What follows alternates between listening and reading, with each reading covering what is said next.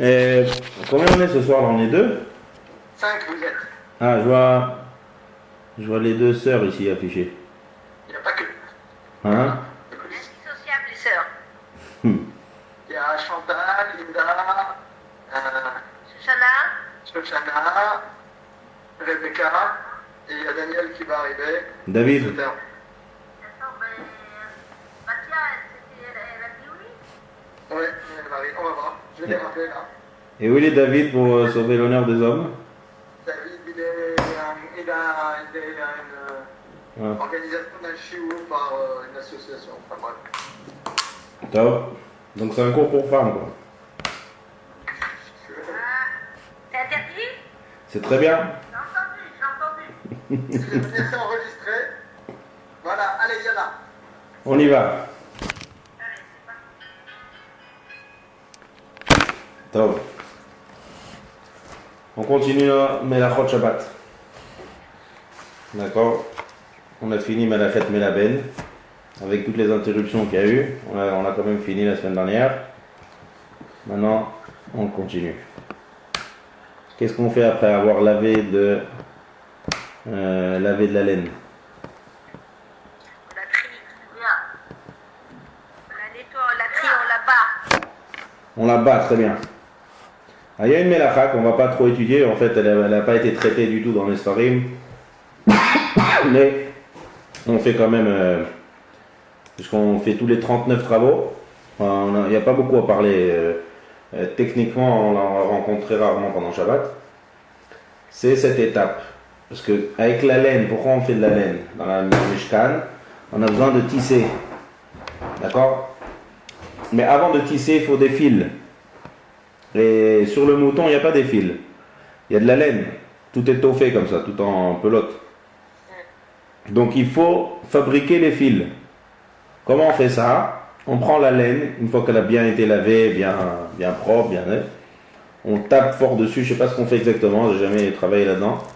Ou on la peigne, ou on frappe. En hébreu, ça s'appelle menapetz. Menapetz, il y a le mot napatz dedans, c'est un pitsutz. On la tape dessus, on la tape comme il faut. Mais quel est le but? Le but, c'est en frappant fort, il y a les fils qui vont se séparer et se former. Parce que la laine, à l'état naturel, c'est beaucoup de fils qui sont ensemble, qui sont réunis, on ne voit pas les fils. Il faut bien taper dessus, faire, je ne sais pas ce qu'il faut faire, en tout cas bien donner un bon coup sur cette laine. Et Démêler la laine. voilà, mais c'est démêlé pas à la main, quoi. C'est pas quelque chose qui s'en mêlé. Parce que c'est des fils qui s'en mêlent et que je démêle, ça c'est autre chose. Là, il faut les fabriquer, c'est-à-dire le coup qu'on va donner sur la laine, ça va se séparer en fils. Et donc la laine va commencer à s'effiler. Et grâce à ça, on va pouvoir tisser. On ne peut pas passer de l'étape de la laine du mouton. Même si elle est nickel, elle est propre, ça c'est propre, c'est une autre histoire. Mais une fois que la laine de mouton, on ne peut pas tisser avec ça. Donc comme on a dit, c'est 39, c'est des étapes qui sont indépendantes l'une des autres, ils sont obligatoires. Je ne peux pas passer à une étape si je ne fais pas l'autre étape. C'est ça qui fait ça, c'est ça qui définit que ce soit une melacha, un acte chachouf. Donc une fois qu'on a, donc c'est maintenant on dit que c'est en plusieurs groupes. Il y a le grand premier groupe qui passe depuis semer, labourer, cueillir, trier, cuire. Tout ce premier groupe, maintenant on est dans le deuxième groupe des melachot. On sépare ça en plusieurs groupes. Dans le deuxième groupe, il y a d'abord obtenir la laine. Donc comment on obtient la laine? On tond. Deuxième chose, on a la laver. D'accord? Il y a tondre et laver. Donc ça on a étudié toute la halachot. Toutes les halachot qui sont shayach à déconnecter. Définition de tondre. Déconnecter quelque chose de sa source naturelle. Et donc on a vu les cheveux, les ongles, les fourrures, tous les cas d'halakha les assez pratiques qui rentrent dans Gozez. Et ensuite, on a parlé de melechet melaben, c'est-à-dire d'améliorer la laine.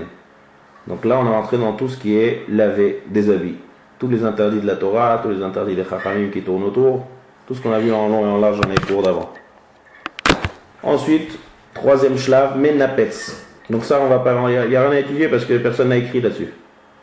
Parce que à part celui qui fait cette action en tant que professionnel, ouais, on va dire son travail c'est de fabriquer des fils. Donc s'il rentre à l'usine le jour du Shabbat et qu'il va commencer à frapper sur la laine et fabriquer des fils, alors il transgressera la mélacha de Menapetz. Mais on a du mal. Des juifs qui font ça. Hmm? Ça doit être des goïms qui font ça. Oui, ça peut être un juif. Ouais. Donc on va pas l'étudier parce que c'est seulement si quelqu'un décide de faire ce travail le jour du Shabbat. On voit pas cette action dans des actions courantes de nos jours. Donc c'est pour ça qu'il n'y a pas trop à discuter. Donc on a aussitôt commencé, aussitôt terminé. Ça c'était la Melachat Menapetz. Maintenant, on passe à une autre Melacha qui est la suite de Menapetz. La Melacha qui vient juste après. Et ça, il y a pas mal à parler. Je ne sais pas si on va la terminer aujourd'hui, peut-être pas, mais on va voir. Ça c'est quoi? Qu'est-ce qui vient après? Qu'est-ce qu'on fait après une fois qu'on a des fils? On tresse. Avant de tresser.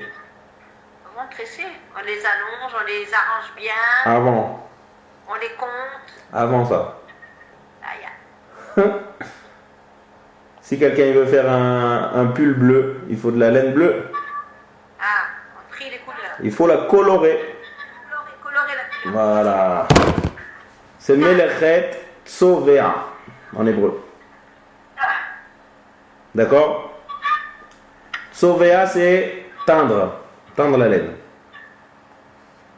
Teindre la laine. Donc il y a une belle mélacha ici à étudier, à la comprendre, à voir pas mal de choses pratiques là-dessus. Donc c'est coloré. Bien fait. Donc toujours on commence par où on commence? Par le Mishkan.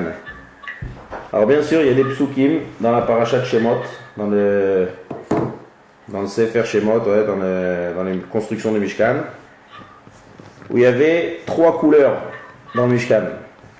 Trelet, Argaman et Tolaat Shani. Bleu ciel et 2 sortes de rouge, on va dire. Il y avait 2 sortes de rouge et bleu ciel. C'est les couleurs de toutes les tentures du Mishkan, qui étaient faites à base de peau. Par exemple, Orot Elim Meodamim. Orot Elim Meodamim, ça veut dire les peaux de bouc, ils étaient rouges. Donc on les colorait en rouge. Il y avait de la laine peut-être qui était colorée en bleu. En tout cas, on colore. Si vous avez déjà vu des photos de Mishkan, parce que des psukim c'est un peu difficile à imaginer, mais il y a des livres aujourd'hui qui décrivent en photo comment le Mishkan dans le désert était construit. Et là-bas, le Mishkan, de manière extérieure, c'est très, très coloré. Il y avait les poteaux qui étaient faits en bois, mais tout le reste extérieur, il était coloré. La couverture du Mishkan. Donc, on colore. Très bien. Avec quoi on colore? Ouais. Comment on obtient de la peinture dans le Mishkan? Où c'est qu'on va acheter de la peinture? Il n'y a pas de Leroy Merlin dans le Mishkan. Ouais, comment on obtient la peinture? Ça, vous devez savoir des autres mélachot. Des mélachot qu'on a étudiés auparavant. Personne ne se rappelle? Où c'est qu'on va trouver de la peinture dans le Mishkan? Alors c'est notre fameuse Melechet Bishul. La longue Melacha de Bishul qu'on a étudiée pendant longtemps, pendant plusieurs mois. Tous les détails de cuir le jour du Shabbat. Où est-ce que c'était dans le Mishkan ça? Dans la fabrication du Mishkan. On prenait des graines de couleur. Voilà, les fameux samamanim. On prenait des graines de couleur, on prenait une marmite avec de l'eau bouillante, on faisait cuire ces graines de couleur pour obtenir de la peinture. Donc ça, c'est cuire. Donc cette action, quand je prends cette eau là, avec des graines de couleur, je suis en train de cuire et de fabriquer de la peinture. D'accord? Donc ça c'est, de là on a étudié toute la mélacha de cuir. Maintenant une fois qu'on a cuisiné à part, donc ça c'est une autre étape, ça c'est quand on a cuit, on commence à prendre cette peinture et on va commencer à tremper toute cette laine, pour que ce soit des laines de couleur. C'est-à-dire c'est pas qu'on fabriquait, ici on voit dans l'ordre, c'est pas qu'on fabriquait d'abord on tissait d'abord et après on trempe ce qu'on a tissé. D'abord on colorait la laine. Et avec cette laine qui était colorée, on tissait. Ça va être les mélachot de la suite. D'accord? Donc c'est Tzovéa. Donc au Mishkan, on colorait toutes les peaux des bêtes et la laine pour pouvoir après tisser. Clair? Ça c'est ce qu'il y avait au Mishkan. Shirour de la Melacha.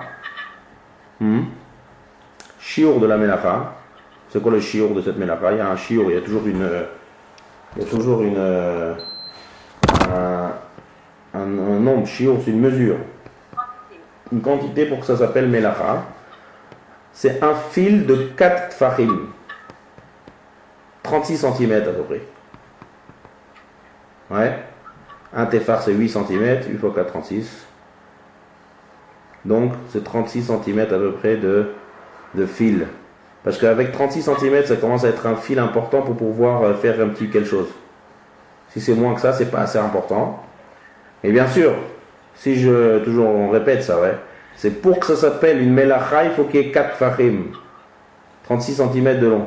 Mais si je fais 20 cm, 10 cm, 5 cm, c'est tout le temps un saut.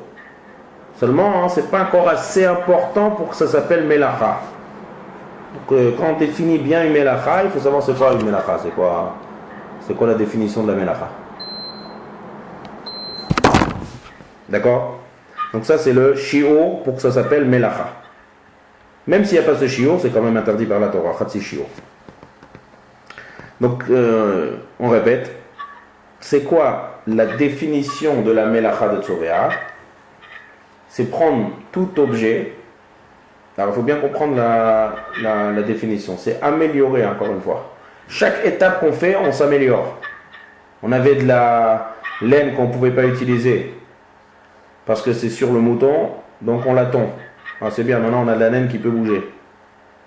Ensuite, on a la laine qui est sale, on la lave, on l'a améliorée. Ensuite, on a une laine qui n'est pas colorée, maintenant on va la colorer.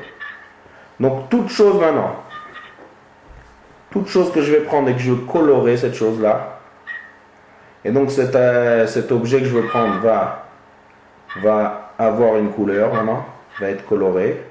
On va dire que cette chose-là a été améliorée. Et donc c'est une mélechet de Tzovéa. D'accord? Maintenant, quelle matière? Ça aussi il faut définir. Mais avant ça. Si j'ai quelque chose qui est déjà coloré, on va dire j'ai un mur. Exemple de cette melacha, quelqu'un qui peint sa maison. Donc il prend de la peinture. C'est de chez moi ce bruit là? Hein, Ta chaise, je crois. Quoi? Je crois que c'est ta chaise. C'est ma chaise? Non. Arrête de bouger, tu vas voir. Non. C'est ça. Non, c'est pas la chaise. Non. On va voir peut-être que ça vient. Oui, sous tes pieds. Je sais pas, ça doit être un micro ou quelque chose. Le masgal. Non, Je vais essayer de Oh, regarder. ok. Ça peut- Vas-y, continue. On continue. J'ai un mur. J'achète de la peinture, je prends un rouleau et je peins le mur. Ouais. Ça, c'est la melacha de Tzovéa. Non, on s'éloigne du Mishkan, ouais, on n'est plus avec la laine, on n'est plus, mais c'est la même idée encore une fois. La melacha, c'est prendre quelque chose et de commencer à l'améliorer avec une couleur. Donc je peins tout ce qu'il y a à peindre. Tout ce qui est possible de peindre, ça rentre dans cette melacha de tous les objets. D'accord? Maintenant c'est différent, regardez comment c'est différent lorsqu'on commence par exemple, regardez la melacha qu'on a vue avant. Il faut bien comprendre, quand on définit, c'est assez fin. Si je prends la melacha de laver, vous vous rappelez qu'on a dit que lorsqu'on a étudié la melacha de laver, on a dit que si je prends cette melacha et je prends on va dire un meuble, des métaux, et je commence à les laver, est-ce que je fais l'interdit de Melaben? Non, il n'y a pas d'interdit de Melaben. Pourtant, pour se dire quoi? Pour quelle raison? Parce qu'au Mishkan, c'était de la laine. Alors pareil ici, je veux dire pareil. Au Mishkan, de la peau et de la laine, des choses qui sont des objets qui sont de peau et laine. On voit d'ici que Donc peut-être qu'un mur, ça ne ressemble pas à ce qu'il y avait dans le Mishkan. Et je veux dire que si quelqu'un y peint un mur, il ne fait pas la melacha de Melaben, de Tzovea. Vous voyez ce que je veux dire? De la même manière qu'on a dit que laver un meuble, c'est pas laver. Pourquoi? Parce qu'on se réfère au Mishkan. Donc alors pourquoi quelqu'un qui peint un mur, c'est pas que c'est, je dis que c'est permis, parce que ça se réfère pas au Mishkan. Au Mishkan, il n'y avait pas de mur. Dans la construction du Mishkan, on ne faisait pas de la peinture sur les murs. Vous comprenez ce que je demande? C'est une autre melacha, non? La peinture, c'est comme écrire. Il a fait. Alors il faut comprendre. Est-ce que je me réfère au Mishkan ou je ne me réfère pas? Et il faut décider. Pourquoi quand j'ai lavé, quand j'ai parlé de la melacha de laver, j'ai dit que quelqu'un qui lave un métal, du fer, de l'or, du bois, il ne transgresse pas l'interdit de laver. Tandis que ici, lorsque je parle de Tzovea, tout objet que je suis Tzovea, ça rentre dans la melacha de Tzovea. Bah oui, parce qu'on va peindre la laine, donc ça fait partie du Mishkan. Ça fait partie de? Les travaux qui concernent le Mishkan. D'accord, le mur. Ça ne fait pas partie du Mishkan. Non, mais le mur, non, c'est le fait de peindre, comme on va colorer les fils de coton, là, de laine, c'est aussi interdit. Alors c'est permis de peindre un mur Shabbat? Non. Non. Alors quelle est la logique ici?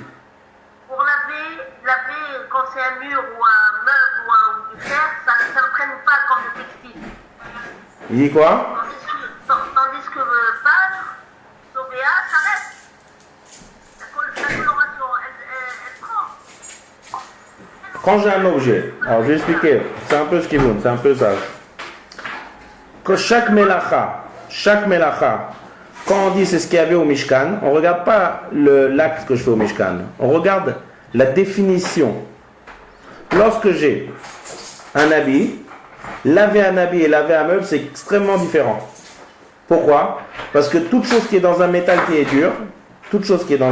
dur, la saleté elle restera extérieure. Elle n'est pas incorporée dans la chose. Il a fait, vous voyez la différence? Donc tout ce qui va ressembler à laver, c'est pas parce que c'est juste de la laine et pas autre chose. Toute chose qui va s'incorporer et par le salissement de la tâche et par l'eau qui va s'incorporer à l'intérieur, ça va rentrer dans la melacha. Quelque chose qui est extérieur, ça s'appelle pas. C'est pas la même chose du tout. C'est en deux mots, si on analyse, laver un textile et laver un meuble qui est dur, c'est très très différent. Donc puisque c'est différent, ça ressemble pas, c'est permis. Tandis que colorer, c'est quoi l'idée? L'idée c'est de prendre quelque chose, de lui mettre de la couleur dessus, et maintenant il a changé, il est coloré. Il n'était pas coloré, maintenant il est coloré. Peu importe le support. Que ça soit. Le fait d'améliorer, c'est ça? Voilà. C'est le fait d'améliorer? Voilà, c'est pas seulement, il y a le fait d'améliorer, mais même le meuble il a amélioré. Seulement l'action que j'ai fait, c'est exactement la même chose, il n'y a aucune différence. Si je prends de la laine et je la colore, et si je prends un meuble et je le colore, si je prends un mur et je le colore, dans tous les cas de figure, je rajoute une couche de couleur. D'accord? Donc il n'y a aucune différence. L'action, elle a été atteinte dans toute la définition. Donc il n'y a aucune différence. Tout objet que je vais prendre et que je vais le colorer, ça rentre dans la définition de Tzovea. À part une chose. Ça, je vais vous dire, c'est intéressant, c'est une marloquette. Quelque chose de très intéressant, on ne va pas rentrer dans la profondeur, mais je vous dis comme ça, mais il est mal. Il y a une marloquette entre Rabbi Eliezer et les Chachamim. C'est quoi? C'est dans les Tanaïm, ça. Est-ce que on va dire qu'il y a l'interdit de colorer sur le corps de l'homme? Quelqu'un il se colore, il prend de la peinture, il commence à se colorer, il se colore la tête, il se colore les bras. Est-ce qu'il y a un interdit de se colorer, de colorer sur le corps de l'homme?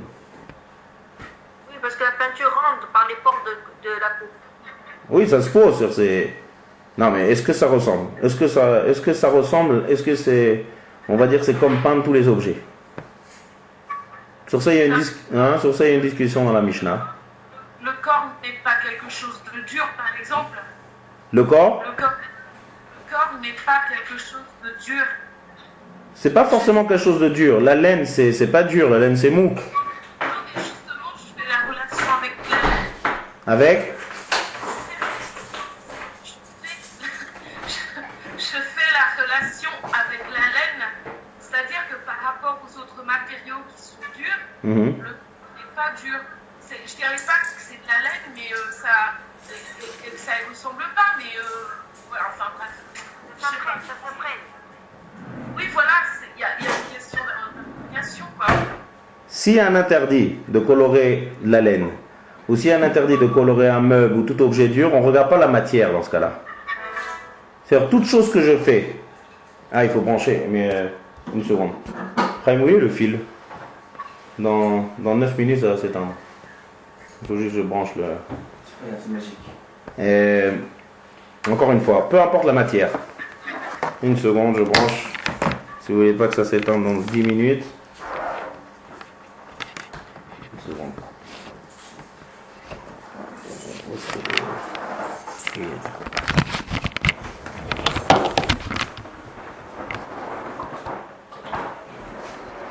Très bien. Oui, bonsoir. Vous m'entendez? Oui, oui. Ah, ok, merci. Donc, un objet qu'on colore, il n'y a aucune différence dans la matière de l'objet. D'accord? Le but, c'est de mettre une couche de couleur dessus. Et que maintenant, cet objet devient coloré. C'est pas comme laver où il y a une différence d'incorporation ici. La peinture, c'est mettre une couche dessus, peu importe la matière, mou ou dur. Alors, c'est la marloquette sur le corps de l'homme. D'après Rabbi Eliezer, il dit c'est pareil. Il y a le corps de l'homme, on met dessus une couche de couleur, c'est l'interdit, c'est un sourd de la Torah. Chachamim ne sont pas d'accord. Ils disent que le corps de l'homme, c'est quand même bizarre de se colorer. Or, ça sort, on ne peut pas comparer le corps avec un objet. Vous voyez ce que je veux dire? Bouffe. Le corps de l'homme. Le corps, c'est quelque chose c'est pas quelque chose de normal, on va dire. Se colorer le corps, on ne se colore pas. C'est pas un objet, on va dire. C'est-à-dire, si l'idée c'est comme ça, tout objet que vient et que je le colore, ça c'est un objet qu'on colore. On colore des objets. Un corps d'un homme, ça ne se colore pas. C'est bizarre, ça veut dire. La nature a été faite pour que la peau elle reste peau, on ne colore pas une peau. Donc apparemment c'est ça l'idée de Chachamim. Et on sait très bien que lorsqu'il y a un klal qui dit que lorsqu'on a un Yachid Verabim, il y a un qui discute avec plusieurs, donc la halakha elle est comme le Rabim. Donc la halakha elle est comme Chachamim, qu'il n'y a pas d'interdit de la Torah si on colore le corps. Vous comprenez? Pourquoi? Parce que c'est pas durable? Non, c'est durable. Quelqu'un qui se prend une peinture et qui commence à se colorer toute la figure, ça c'est durable. Seulement, c'est bizarre. C'est pas quelque chose, c'est pas un objet. Sauver A, c'est quelque chose qu'on colore un objet. Le corps d'un homme, c'est pas un objet. Il y a peut-être d'autres explications, mais pour l'instant, c'est ce qui me vient à l'esprit comme explication. Pour expliquer Chachamim. En tout cas, c'est clair. La donnée, elle est claire. C'est écrit clairement, comme ça a été posé, qu'il n'y a pas de tzvia, comme ça on retient la halakha, c'est qu'il n'y a pas de melacha de tzvia sur le corps de l'homme. Par contre, bien sûr, il y a un interdit des Chachamim. Puisque maintenant on est dans la définition, on a défini. Melacha, point de vue melacha, point de vue melacha, il n'y a pas de melacha. Mais point de vue interdit des Chachamim, il y a un interdit des Chachamim. Pourquoi? La règle, toute chose qui ressemble à une melacha, c'est Chachamim ont interdit. D'accord? Donc toute chose qui ressemble à une melacha, Chachamim ont interdit. Donc si il y a un interdit de la Torah, qui est melaben, c'est l'interdit de la Torah. Le corps, lorsqu'on a l'intention de colorer, il y a quand même une intention de colorer. Ça ressemble à colorer un objet. Donc il y a quand même une ressemblance. Puisque quand même il y a une ressemblance, ça reste interdit par les Chachamim. Comme ça c'est la halakha. Donc on résume.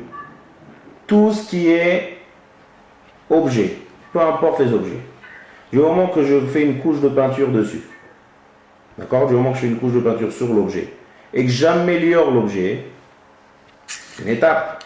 C'est un objet non coloré, maintenant c'est coloré. Donc au Mishkan, il y avait les peaux, il y avait les peaux qu'on a trempées dans la peinture, la laine aussi, on l'a trempée dans la peinture avant de tisser. Donc tout objet, c'est exactement pareil, c'est améliorer l'objet. Donc tout objet, peu importe la matière, mou, dur, peu importe, que je colore, c'est un interdit de la Torah, c'est Melechet Melaben.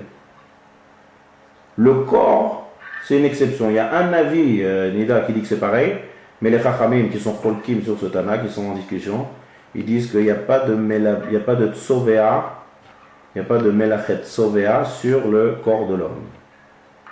Donc, ce n'est pas interdit par la Torah, par contre, ça sera interdit par les Chachamim. Voilà. On va utiliser ça par la suite. Par contre, Oran, pour se maquiller. Très bien. C'est pour ça que c'est ce que je viens de dire. On va parler de ça par la suite. J'ai fait allusion au maquillage, sans parler. On va y arriver tout de suite du maquillage.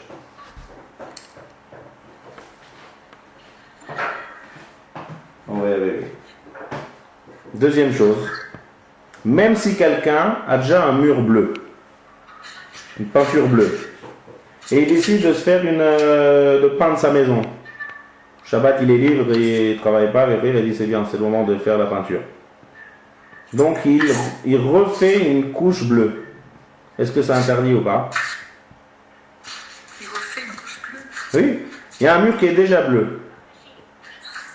Seulement il décide c'est pas assez luisant, on va refaire une deuxième couche. Avec quoi on peint, si vous avez déjà fait de la peinture, il y a plusieurs couches. Donc, est-ce que c'est un problème? Est-ce que c'est une mélacha c'est déjà coloré? Je suis en train de colorer un mur qui est coloré. Hein? C'est une mélacha. C'est une mélacha. Très bien. C'est quand même, bien vrai qu'au Mishkan, on prenait de la laine blanche et on la colorait en bleu. C'était de passer de blanc à bleu. Mais encore une fois, c'est la même chose. On ne regarde jamais l'acte proprement dit et on s'arrête là. L'idée, c'est d'améliorer. D'accord? L'idée, c'est de passer, de faire une étape. On améliore par la couleur. Donc pourquoi on a fait une deuxième couche de peinture? Parce qu'on veut que ça soit plus coloré. Donc même si je passe de moins coloré à plus coloré, c'est pareil. C'est exactement pareil. D'accord? Donc on élargit. Au Mishkan, si je regarde encore une fois, l'action, il faut regarder l'action du Mishkan, il faut regarder bien la définition et après élargir. Action au Mishkan, la laine blanche, trempée, couleur, devient laine colorée. Point. Donc l'idée c'est quoi? C'est d'améliorer l'apparence de la laine. Donc maintenant tous les objets, que je les colore pour la première fois, ou pour la deuxième, troisième, quatrième, peu importe, à chaque fois j'améliore l'apparence de cet objet. Donc ça s'appelle Sovea.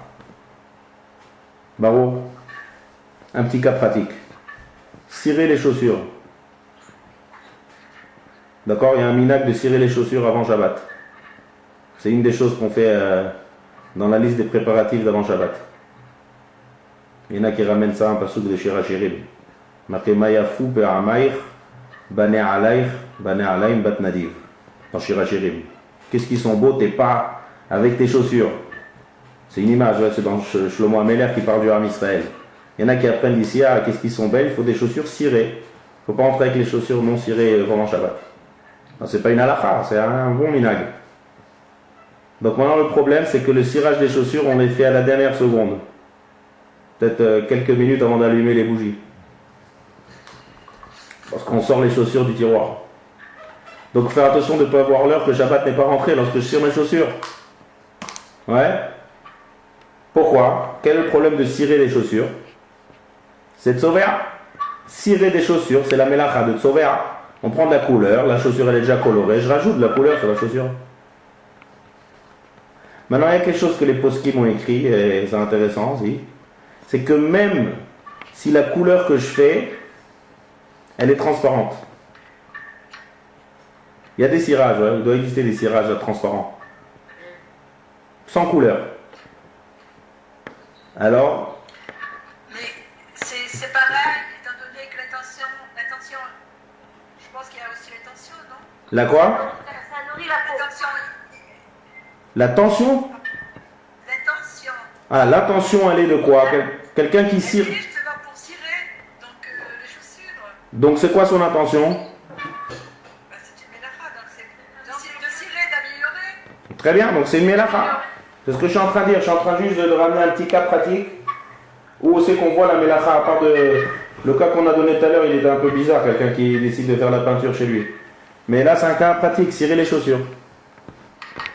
Et que, ce qui est intéressant ici, c'est que ce que les poskim d'Alacha ils ramènent, c'est que le cirage soit d'une vraie couleur, donc des chaussures marron, cirage marron, mais même un cirage qui est transparent. Parce que lorsque je mets ce produit-là, ça va améliorer nettement l'apparence vraiment des chaussures, de la couleur même. Même si je ne rajoute pas de la couleur. Mais l'apparence, ça va être des chaussures qui vont être cirées, brillantes. Et qu'on a mis quelque chose dessus et ça les transforme. Donc c'est aussi de sauver. Ça c'est très intéressant. Parce qu'il n'y a pas vraiment de couleur ici. J'ai pas mis de la couleur. Sauver c'est coloré. C'est incolore, c'est transparent. Mais si encore je me réfère à l'idée qu'il y a derrière la mélacha de Tsovea, c'est d'améliorer quelque chose. Donc j'ai amélioré sa couleur avec un cirage transparent. D'accord? Donc il y a un problème de cirer les chaussures Shabbat, c'est un interdit de la Torah. Clair. Maintenant, donc il faut cirer les chaussures avant Shabbat. Maintenant, deuxième chose, dans le cirage, c'est que des fois il y a des cirages où il y a un deuxième problème. On n'a pas encore étudié. Pour quelqu'un qui est vraiment qui n'achète pas les petits cirages à quelques euros, petits cirages avec la mousse en haut, il y a des vrais cirages, quoi. Il y a des belles chaussures, pour des belles chaussures aussi, il y a des beaux cirages. On ouvre la boîte et il y a tout comment ça s'appelle, c'est un genre de produit comme ça. Bien fait. C'est un vrai cirage ça. Et là il y a un deuxième problème, c'est qu'on n'a pas le droit d'étaler. Ça veut dire que cette pâte elle est dure et si je la mets sur la chaussure, à part le fait de colorer la chaussure, je suis en train d'étaler le produit sur la chaussure. Et ça c'est une autre mélacha qu'on n'a pas étudié encore. Ça s'appelle memareach. Memareach. Memareach c'est étaler. On a un produit, ce produit va complètement s'étaler sur l'ensemble de la chaussure. Ça c'est une deuxième mélacha. Donc cirer les chaussures avec un cirage liquide, c'est de sauver seulement. Cirer les chaussures avec un vrai cirage, c'est memareach plus sauver. Deux interdits de la Torah. D'accord? Maintenant un petit rappel. Prendre un chiffon avec des chaussures nickel, sans produit, sans eau, sans rien, et frotter fort les chaussures, est-ce que j'ai le droit? Il n'y a pas de cirage.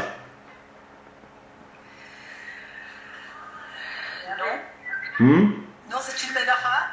Une mélacha, quelle mélacha? On fait l'action de frotter. Frotter, c'est dans lequel mélacha c'est frotter? On les labelle. Ah oui, il est la bête. Mais la belle, on a dit frotter avec de l'eau. Là, il n'y a pas d'eau. Mais c'est du cuir. Il n'y a pas d'eau. C'est sec. C'est sec. C'est sec, il n'y a pas d'eau. Pas sec. C'est trop compliqué pour nous. Hein. Ah, on a étudié ça. C'était Bien frotter, c'est interdit. c'est tout frais de la semaine dernière. Tout frais. On a étudié comme ça, rappelez-vous.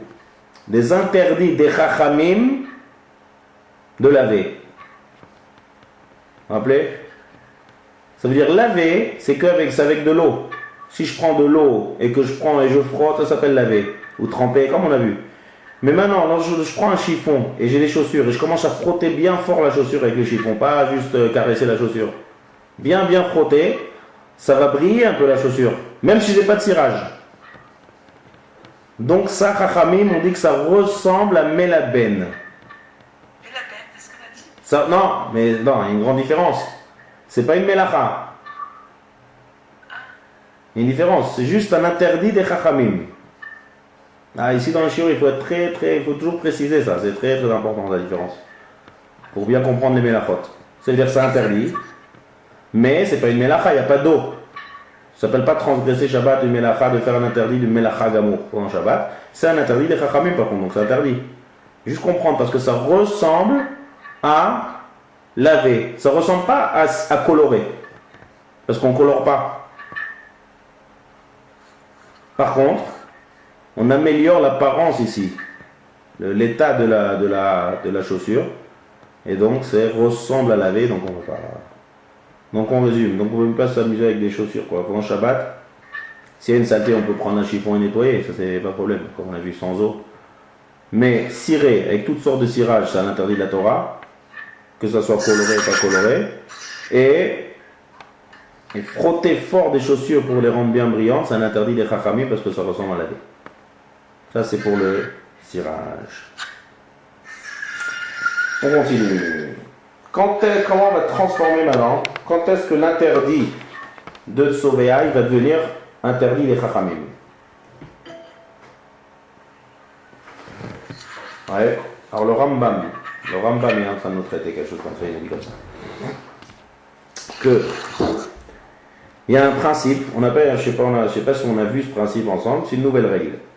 Pour que ce soit une melacha, il faut que ce soit quelque chose qui tienne la route. Il faut que ça tienne. Melacha s'appelle en hébreu d'avar shu mitkayem. Ça tient. Ça reste. Quelque chose qui ne reste pas, qui est lo mitkayem, qui ne tient pas par soi-même, ça ne peut pas être une melacha. Pour la simple raison que une melacha c'est quelque chose qui reste, qui est important. Donc si je fais quelque chose et ça disparaît, ouais, c'est pas une melacha. Alors, on apprend ce règle-là. Où est-ce que c'est marqué clairement? Il y a des règles qui sont établies dans une melacha, mais c'est valable pour tout. Il y a une Mishnah dans Shabbat qui nous dit que quelqu'un qui écrit, par exemple, sur la table avec de l'eau, ou bien un cas plus classique qui est écrit sur une buée d'une vitre quand il y a de la pluie. Chenouille. De Chenouille, c'est ça? Chenouille. Oui, non. C'est quoi nouille? Je sais pas ce que c'est. Non, chinouille. Ah, chinouille, d'accord. Non, c'est pas chinouille ici. C'est pas chinouille. C'est pas chinouille. Pourquoi c'est pas chinouille, Bennett? Parce que si on veut écrire sur une vitre, on écrit avec le doigt, on n'écrit pas avec un stylo. Ben voilà, c'est pour ça. Donc il n'y a pas de chinouille. C'est ça que je suis en train de vous répondre. Pourquoi ça s'appelle pas chinouille?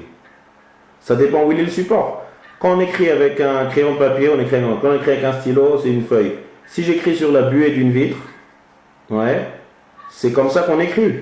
On ne va pas écrire avec un stylo sur une vitre. Donc je ne fais pas quelque chose de bizarre. C'est pas méchouné. C'est comme ça qu'on écrit sur la vitre. Seulement il y a une autre raison. Il y a une autre raison pourquoi c'est pas un interdit de la Torah d'écrire. Même un mot entier, une phrase, une lettre, on met sur une vitre. Sur une vitre avec la buée, je parle. Ça ne reste pas. Très bien, ça tient pas. Donc c'est là la nouvelle règle qu'on apprend d'ici. Quelque chose qui ne tient pas, c'est pas un interdit de la Torah. C'est-à-dire que c'est pas une melacha. Quand la Torah nous interdit en tant que melacha d'écrire, il faut que ce soit quelque chose qui reste. C'est logique. Quelque chose qui ne reste pas, ça perd de son importance. C'est un peu la même logique que le shiur qu'on a vu au début. S'il n'y a pas assez de shiur, ça ne peut pas être une melacha, c'est pas assez important. Il y a plein de règles qui définissent une melacha. Par contre, bien sûr, c'est permis d'écrire sur la vitre? Non. C'est un interdit des chachamim. Pourquoi? Parce que ça ressemble. Encore une fois, le même principe. Ça ressemble, je suis en train d'écrire, je suis en train d'émettre un message, il y a quelque chose qui se passe quand j'écris sur la buée d'une vitre. Donc ça ne tient pas la route, c'est pas un interdit de la Torah, mais c'est un interdit des chachamim. Donc pareil ici. Je ne sais pas quel cas pratique vous dire, le Rambam il donne un cas que je n'ai pas encore compris parce qu'on n'était pas à l'époque du Rambam. Mais en tout cas, il y a des couleurs qui ne tiennent pas la route, qui disparaissent avec le temps. Donc, si maintenant j'utilise une couleur où il y a un problème ou dans la couleur ou dans le support, j'ai pas encore d'exemple en tête, et cette couleur elle va disparaître automatiquement. Peut-être un feutre, il y a des comme ça des feutres qui disparaissent. Peut-être ça existe ça dans les stylos comme ça à encre où l'encre elle disparaît. Elle reste pas. Donc ça c'est possible, ça peut rentrer dans ce sujet. C'est une couleur où il y a ou un problème dans le support ou un problème dans la couleur, ou les deux, ou un des deux, qui va faire que la couleur ne va pas rester. Donc d'un côté, je colore, d'un autre côté, ça ne reste pas, ça l'interdit des chachamim. Maintenant, il faut bien comprendre quelque chose, pour bien expliquer cette définition. Si on revient aux chaussures de tout à l'heure, quelqu'un il cire ses chaussures, Bon, il va marcher tout le Shabbat. Après, il va mettre ses chaussures dans le Shabbat prochain où il va devoir les recirer une deuxième fois. Donc, est-ce qu'on va dire que cirer les chaussures, c'est un interdit des Chachamim parce que ça ne tient pas? C'est logique ce que je dis ou pas? Ça va pas rester. Compliqué. Pourquoi compliqué? Ça tient pas. Oui, c'est interdit. Donc Interdit, c'est sûr, c'est interdit. C'est comme ça. C'est Chachamim ou la Torah? Ça ne tient pas. Ça ne tient pas. Ah, très bien. Tout le monde est d'accord avec ça ou il y en a qui discutent? Non, moi je suis pas d'accord. Pourquoi? Parce que Ça suffit pas de dire je suis pas d'accord. la chaussure, je l'ai cirée. Elle est cirée, elle est noire. Elle va pas devenir marron, elle est noire. D'accord. Maintenant, je peux la raviver simplement. C'est pour ça que je repasse une autre couche de cirage. Mais oui, tu l'as. Mais pourquoi j'ai besoin de la cirer la semaine d'après? Serpent, moi je la Ça tient pas. Alors la je réponse. ne tire pas toutes les semaines, hein. Mais non, c'est juste pour Ça pour améliorer, je sais pas. améliorer, voilà. Donc c'est juste pour améliorer. Non, la colore pas, on l'améliore. La réponse elle est claire. La réponse c'est parce qu'elles sont salies mes chaussures. Oui, mais c'est super. Moi, ça dit, alors que ça pas enlevé la peinture que j'ai mis dessus. Non, j'ai mis du cirage. Le cirage c'est une couleur. J'ai coloré mes chaussures. Après je marche dans la poussière, ça se salit. Donc j'ai besoin de les recirer. La raison que ça tient pas, c'est pas parce que la couleur elle-même elle tient pas. C'est une raison extérieure. La poussière, c'est ça. C'est La quelque poussière qui l'a sali. Voilà, c'est pas quelque chose qui a à voir avec le tseva lui-même. Donc c'est sûr que c'est un interdit de la Torah.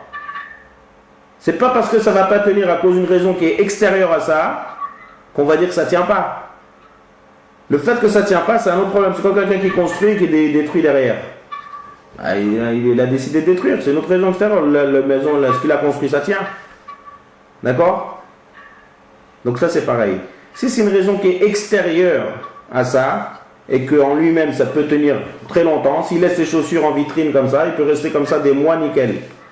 Donc ça tient. Le fait que ça s'est sali, c'est une autre histoire, ça n'a rien à voir avec la couleur. Tandis que si je prends l'exemple de l'écriture sur la fenêtre, j'ai rien fait, ça disparaît. Parce que c'est pas solide, ça c'est pas une écriture, où il est l'encre, où il est le papier. Donc de lui-même, il y a un problème dans l'écriture ici, c'est l'écriture qui ne tient pas en elle-même. Ça c'est la différence. D'accord? Donc, un cas pratique, j'ai pas de cas pratique dans Tsovea. Il faut trouver un exemple, c'est de couleur qui ne tient pas ou quelque chose qui s'enlève automatiquement. Mais toutes les autres choses, même si ça ne tient pas à cause d'une autre raison, c'est pas une raison de dire que c'est pas Mitkaem et donc ça reste un interdit par la Torah. Très bien. Maintenant on avance. Est-ce qu'on a le droit de se maquiller Shabbat? Non. J'ai dit c'est un cours pour femmes.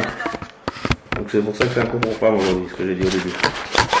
Est-ce qu'on peut se maquiller Shabbat? Non. Pourquoi? Parce que c'est interdit. Ouais, pourquoi c'est interdit? Parce que C'est là, On va colorer la peau. colore. C'est un interdit par... Attention, il va vous piéger. Est-ce que ça... Non, c'est bon. Est-ce que ça tient ou ça tient pas? Ça tient. Ça tient. ça tient. Non. Oui, ça C'est tient pas la de maquillage. Si ça tient. Ça tient un maquillage. Si ça tient. Oui, ça tient. Ça tient un maquillage. Alors pourquoi on se maquille à chaque fois? Parce qu'on a décidé de l'enlever avec le démaquillage. Ouais? Parce que Parce qu'on a décidé de l'enlever. Ou bien pour une raison ou pour une autre, le maquillage il commence à se défaire, mais en tout cas ça tient sur la peau. C'est pas fait pour disparaître. D'accord? Est-ce que c'est un interdit par la Torah ou par les Chachamim? Par la Torah. c'est un interdit par la Torah parce que c'est par la Torah. Ça tient. Ça ne s'évapore. Enfin, ça s'enlève pas. Je sais pas. Tout le monde est d'accord? Ça s'enlève comme ça, c'est un interdit des Harami, mais si c'est. Pardon, désolé. Pourquoi? On a parlé de ça au début du cours, rappelez-vous. D'après Parce que, Ça ne s'imprègne pas. pourquoi ça s'imprègne? Ah, bravo. Pourquoi ça s'imprègne pas? Mais si. Ah oui, parce que c'est en rapport avec la couleur de le fait de colorer la peau, c'est ça? Très bien, voilà, c'est ce que j'attendais. Voilà. C'est la peau. La peau, Ah, mais c'est différent là. Voilà. Donc c'est un interdit des chachamim. C'est la peau du visage. Très bien, le visage c'est de la peau, c'est l'homme. D'accord? C'est le corps. Donc le colorer le corps, c'est, on a dit que c'est une marloquette entre Rabbi Eliezer et Chachamim. La halakha est comme Chachamim, que c'est un interdit des Chachamim. Parce que c'est le corps, c'est pas un objet. Mais ça reste interdit, donc on ne peut pas se maquiller. Maintenant écoutez quelque chose d'intéressant, ça, je ne sais pas comment ça rentre, à combien ça rentre dans la pratique. Ça c'est un chidouche de Rav Ovadia Yosef et du Rav Moshe Levi et de plusieurs poskim. Alors, il y a dans les maquillages, il y a plusieurs sortes de maquillage. Si je commence par exemple avec le rouge à lèvres, c'est un problème. Deux problèmes il y a. Le même problème que le cirage. Seulement, il y a un autre problème de la Torah dans le rouge à lèvres. Le fait de mémaréach. D'accord? Le fait d'être mémaréach. C'est quoi mémaréach? Ouais. C'est dur le rouge à lèvres, c'est un tube.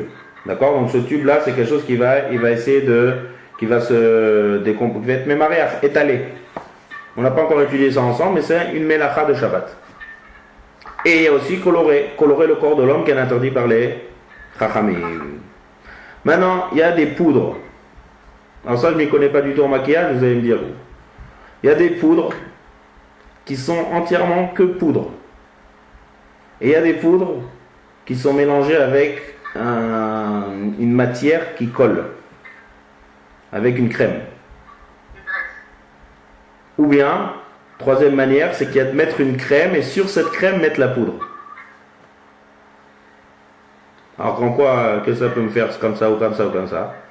C'est qu'il y a un chidouche, comme je l'ai dit, qu'il y a plusieurs poskim qui sont poskim la halakha, que si on utilise que de la poudre, alors on a le droit de se maquiller.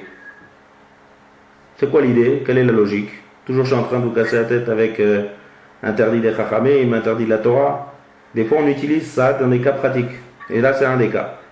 Parce que Elle ne reste pas. comme le cirage. Très bien. La poudre, elle ne reste pas. Très bien. Et alors? Mais on a dit que si ça reste pas, c'est quand même interdit. C'est interdit. Non.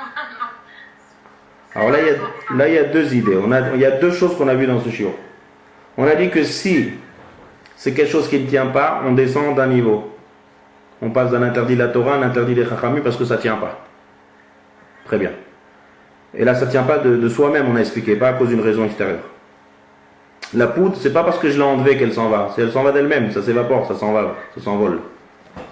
Deuxième chose, c'est sur le corps de l'homme. Et le corps de l'homme, même si c'est quelque chose qui tient, c'est qu'un interdit des chachamim.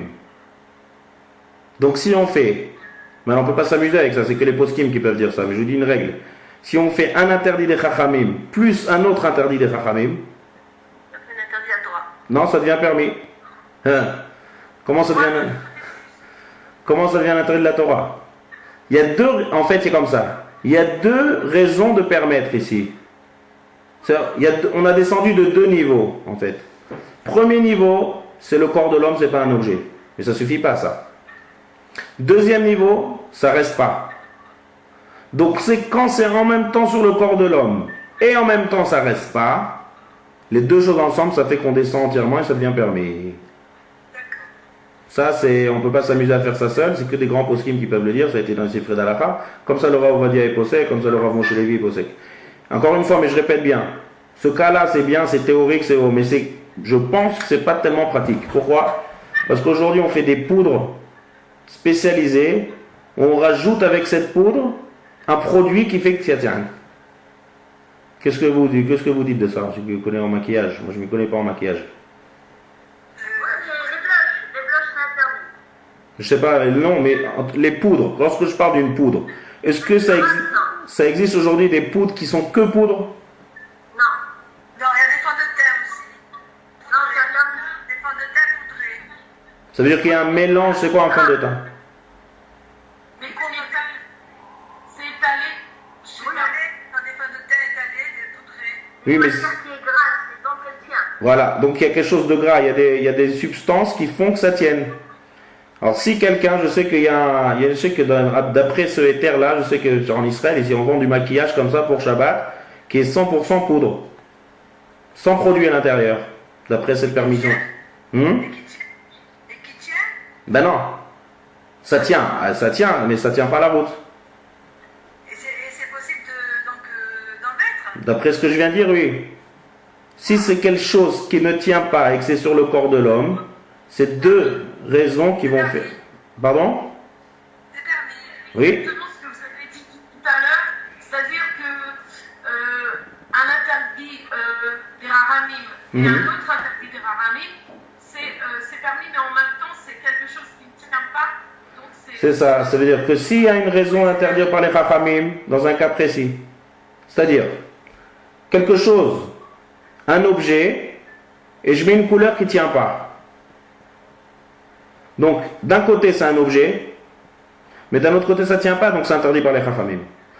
Le corps, si je mets une peinture qui va tenir, alors d'un côté, c'est que ça tient, mais d'un autre côté, c'est le corps de l'homme, donc c'est interdit par les Chachamim. C'est distinct. Mais si j'ai les deux raisons en un coup, comprenez l'idée? Et premièrement, c'est le corps de l'homme, et aussi ça ne tient pas. c'est permis. Donc on s'éloigne de la mélacha. Parce que, comprenez ou pas? Si le corps, ça ne rentre pas dans la mélacha, et si le fait que ça ne tient pas, ça ne rentre pas dans la mélacha, séparément, chacun, ça reste interdit, ça reste interdit. Mais si j'ai les deux cas réunis en même temps, ça devient permis. Maintenant, je dis, on ne s'amuse pas avec ça. C'est-à-dire, je ne peux pas commencer à faire 1 plus 1 égale 2 dans d'autres halakha et de dire, ah, des rabbins, on n'est pas des posquets halachot. Ouais. C'est que ce que les chachamim, les posquets, les grands rabbanim qui sont posquets halachot nous disent comme règle, que là, moi, je vous répète ce que j'ai vu. Donc ça, c'est comme ça que le roi Ovadia Yosef est posé, comme ça le roi Moshe Lévi est posé. Mais je répète, ce cas, il ne faut pas le prendre dans la pratique. Il faut vraiment être sûr 100% que la poudre que je mets, elle est 100% poudre, sans aucun produit qui font que ça tienne. Sinon, c'est comme un vrai maquillage. D'accord? Donc, qui mate la totalité de tous les maquillages, en fait, ils sont interdits, malgré que ça soit sur le corps de l'homme, parce que ça tient. Clair? Tout le monde a bien compris? Oui. Très bien. Qu'est-ce qu'il y a encore à voir? On a le temps encore de voir un petit peu. Ouais. Encore un sujet qui est intéressant dans la mélacha de Tzover. Les aliments. Est-ce qu'il y a un interdit de colorer des aliments? Je vais me faire un thé pendant Shabbat. On a étudié. Tout dépend comment on le fait. C'est les rois. Donc, couleur l'eau ou pas l'eau? Si je fais un thé, je suis obligé de colorer l'eau. Mais tout dépend comment on le fait. Ça veut dire que... C'est-à-dire qu'on Ouais. verse l'eau dans un kédi Ouais. et on rajoute le thé. Alors, quand je rajoute le thé, je colore l'eau. Oui, mais enfin là, c'est moins. C'est possible. Pourquoi? On n'a pas le droit de colorer. Non, c'est-à-dire que déjà l'eau est versée, Mhm. elle est déjà versée dans un kédi. Donc après, je ne le colore pas donc de suite. C'est que le thé se déteint dans l'eau. Voilà. Le thé, encore une fois, je répète, je prends un verre d'eau bouillante du Mecham de Shabbat. On a étudié ensemble comment on fait un thé Shabbat. Vous vous rappelez? Oui, On a étudié ensemble. Il y a beaucoup de détails, on a bien étudié ça. On a fait tout un cours sur le thé et le café, si vous vous rappelez. oui, c'est vrai. Bon, il n'y a pas de problème de bichoul. C'est-à-dire, on prend un verre d'eau sec, je prends un verre sec, je le remplis d'eau bouillante et après je mets le thé. Voilà, oui. Bon, très bien, il n'y a pas de problème de bichoul. C'est clichéni, c'est pas mévachel, tout ce qu'on a étudié. Le problème maintenant, c'est que quand je mets le thé dans l'eau, ça colore l'eau. Donc on est maintenant on n'est plus dans Melechet bichoul maintenant, on est dans Melechet sover. Donc est-ce que j'ai le droit de colorer? J'ai une soupe et je décide de mettre dedans de curcuma. Vous connaissez cette épice? Comme ça qu'on dit en français, ouais. Oui. Curcum. Ça c'est bien bien jaune. Donc maintenant j'ai ma soupe, au lieu qu'elle soit bien blanche, elle est maintenant bien bien jaune. J'ai le droit ou pas? J'ai coloré ma soupe. J'ai coloré mon thé. On a le droit ou pas? On n'a pas le droit. Alors ça c'est une nouvelle règle. La halakha elle est, c'est qu'on a le droit. Il y a une règle. Il y a une règle. Il y a une règle qui dit En tzvi'a be'ochalil. En tzvi'a be'ochalil. En hébreu. C'est-à-dire, il n'y a pas d'interdit de colorer dans les aliments. Il n'y a pas d'interdit de colorer dans les aliments. Pourquoi? Il faut comprendre ça. Si encore je me réfère à la melacha, donc j'ai un aliment qui n'est pas coloré, maintenant je l'ai coloré. Si je reste l'aliment dans le frigidaire pendant plusieurs jours, il va rester coloré, donc ça tient. C'est un objet, c'est pas comme le corps de l'homme. Tout ce qu'on a étudié qui descend de niveau la melacha de Tzovéa, ça ne s'applique pas dans les aliments. Alors là, il faut dire une autre logique. Et là, c'est pas que c'est interdit des chachamim, c'est permis. On est bien d'accord, on n'a jamais vu quelqu'un qui est interdit de faire un thé parce qu'on colore le thé. Ou bien quelqu'un veut se faire un jus, il met un genre de tarkis comme ça, un genre de pétel, et après il met de l'eau, ça devient de l'eau rouge.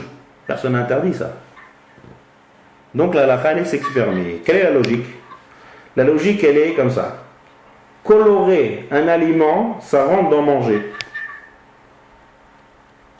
Ça veut dire colorer les objets, l'objet il reste comme ça. Tout ce que je colore, ça reste.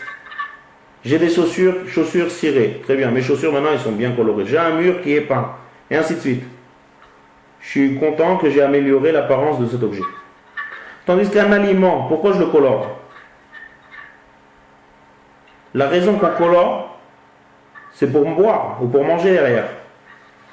C'est-à-dire que si je me fais un thé, c'est pas pour quelqu'un qui se fait un thé, qui prend de l'eau limpide et qui met là-bas du thé dans de l'eau, il colore son thé pour boire après. Il n'y a pas d'intention, c'est ça? Mon intention, elle est de colorer. Mais la raison que quelqu'un colore des aliments, c'est pour par la suite après manger.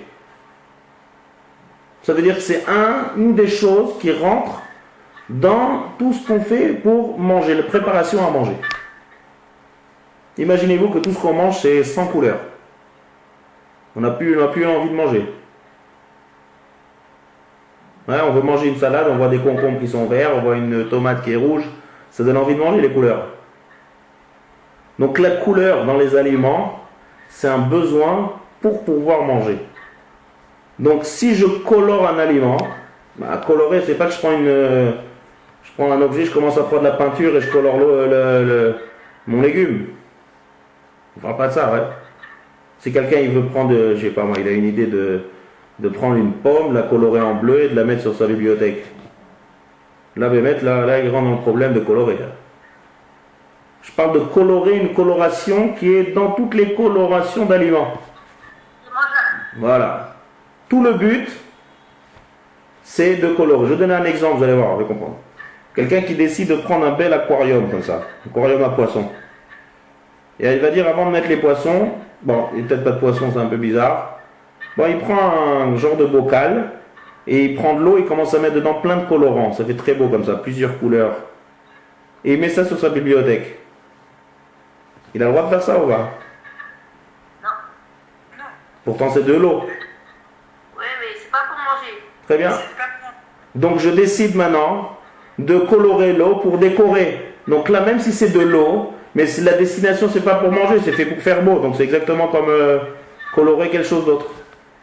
Mais tous les colorants que j'utilise pour manger, étant donné que la couleur et le but c'est fait pour manger, sauf pour m'amener à manger même, comme on vient de dire, parce que le fait que quelque chose est coloré, c'est plus intéressant à boire. Si je prends de l'eau chaude avec du sucre, c'est moins intéressant que de boire un verre de thé. Et pour le goût et par l'apparence. Deux choses, peu importe, ou goût ou apparence. Le fait de voir, ça rassasie. Manger avec les yeux. Dans la parashat à Shavua, il y a un des Mefarshim qui dit que les sauterelles en Égypte, elles étaient aveugles. Comme ça est marqué dans le passage, qui est marqué Vechissa et en haaretz, velo yuchal lirot et haaretz. C'est-à-dire que l'arbre va recouvrir toute la terre. Et, alors Rachid explique qu'on ne va pas pouvoir voir la terre, parce que c'est tellement rempli de sauterelles qu'on ne voit plus la terre. Mais le Kli Yakar, il explique autrement. Le Kli Yakar, il dit que, parce que c'est un peu difficile d'expliquer comme ça, on dit, là, le sauterelle, elles vont recouvrir la terre, et que c'est qui ne voit pas? C'est l'homme. Le Kli Yakar, il dit, ça se rapporte sur la sauterelle. C'est-à-dire que la sauterelle va venir, va recouvrir la terre d'Égypte, et la sauterelle ne va pas voir. En d'autres termes, elle sera aveugle. Pourquoi c'est aveugle? Parce que quelqu'un qui est aveugle, il se rassasie moins que quelqu'un qui voit l'aliment. Et donc il va plus manger, et donc la macale sera plus forte. Vous avez compris? Oui. Donc la sauterelle, d'après le Kli Yakar, elle était aveugle. Parce que celui qui est aveugle, il mange, il se rassasie moins, parce qu'il ne voit pas. Donc pour revenir à notre sujet, le fait de voir quelque chose, un aliment qui est coloré, ça amène à manger. Et donc le but final c'est de manger, donc ça n'a rien à voir avec la mélacha de colorer. Et donc c'est permis. D'accord? Maintenant, peut-être on va laisser ça pour la semaine prochaine, il y a encore quelques nékoudas à parler. Il y a des fois, on va laisser ça pour la semaine prochaine, je ne sais pas si on a le temps maintenant. Donc il y a encore un autre nékouda à voir, il y a encore quelque chose à voir, quelques halachot à voir pour Tzoréa, avant de continuer la suite des halachot de Shabbat. Il y a des questions, tout va bien? Tout est compris? C'est bon? Merci, Rav. Yofi. Merci. Shavua Tov.